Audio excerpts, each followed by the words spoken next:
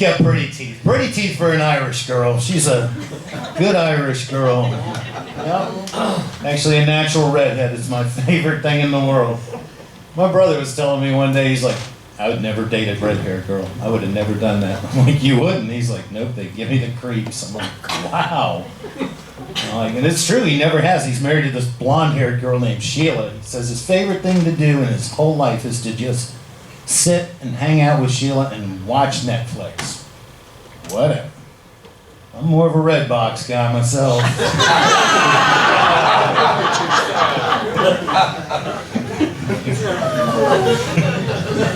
But she is Irish, you know.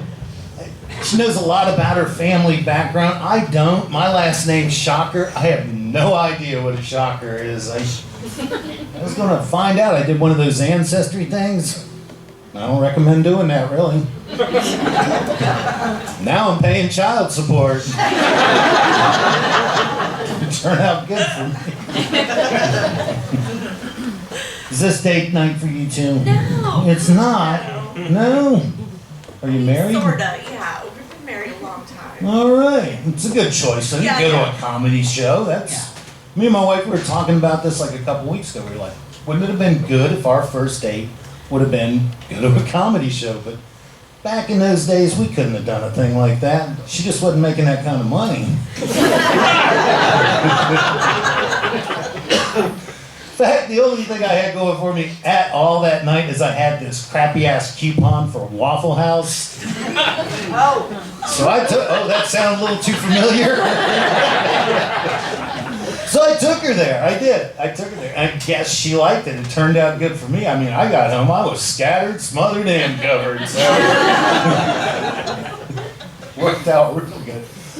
I don't know if you guys have been to Myrtle Beach lately, but it's getting a little run down up there. You know, it's like I said, it's been my home for 40 years, and I'm not leaving. I love it up there, but it's seen better days. It has. You know, like I was down at the Boulevard, if you know what I'm talking about, the other night, me and my brother, and they got all these like head shops and stuff. They used to have like rides and arcades and stuff, and now they got like head shops, pawn shops, liquor stores, and we walked into this one store, and all they advertise is this CBD oil. Some of you guys probably know all about that. I didn't. And they say it does all these wonderful things, you know. I said, you know what? I'm going to try that CBD oil out, see if it's as good as they say it is.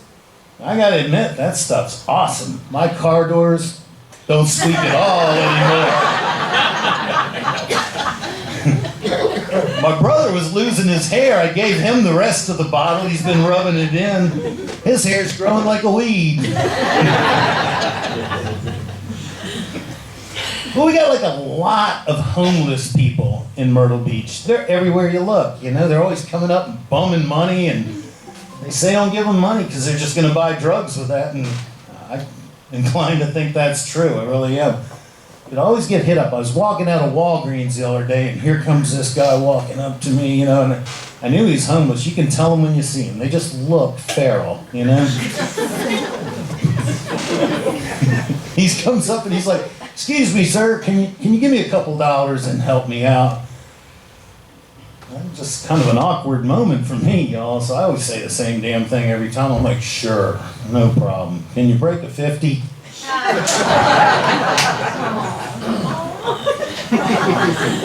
There's some of you out there that can get a little shitty when it comes to the homeless. Thank you.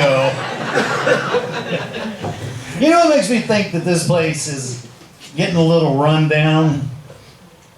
I take walks in the morning time before I go to work. You know, I'm walking up top of my street. There's this grocery store. I'm just like cutting across it this morning. It's kind of nice. You wouldn't believe what I found, just like laying out in the middle of the open parking lot. It was the weirdest damn thing I ever saw in my life. A used douche bottle. I know. I'm like, what the hell? I stopped me cold. I'm like, was there some kind of hygiene emergency that just happened right here? I mean, can you imagine? How does a thing like that wind up in a parking lot? Are they just like driving down the road and it's...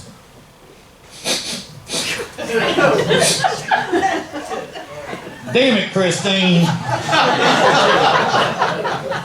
I don't think that's coming from out there, honey. I'll tell you what we're fixing to do. We're going to pull off here to the Piggly Wiggly. You can get your ass up out this truck and fix that mess or you ain't getting in. I don't even know where I'm going with this dumbass joke. Except to say, I think Myrtle Beach is probably the right place to enjoy a summer's eve. There's something about that moan I like. We got a lot of hookers in Myrtle Beach. This is where all the guys get really quiet, y'all. Happens every time. Except this guy. You know what? No guy would ever admit they were ever with a hooker. It's a very embarrassing thing to, own up to. I'll admit it. I wound up with one time. I did. It was kind of a hooker accident, actually. It wasn't on purpose. Oh, yeah. And it wasn't one of these skanky ones you'd see, like, over in North Charleston. She was one of these high-class girls you'd see hanging out with a politician or something like that. Now, I'm not going to get into a big story about this whole thing, but, we did what we did, and we got done. We came walking back around the front of that laundromat. And I hear her back there yelling at me and screaming, hollering, waving her crutch in the air. Talking about, hey man, you owe me some money. I'm like, money? How much money do you think I owe you? She's like, well, I gotta get $30. I'm like, well, damn, you break a 50?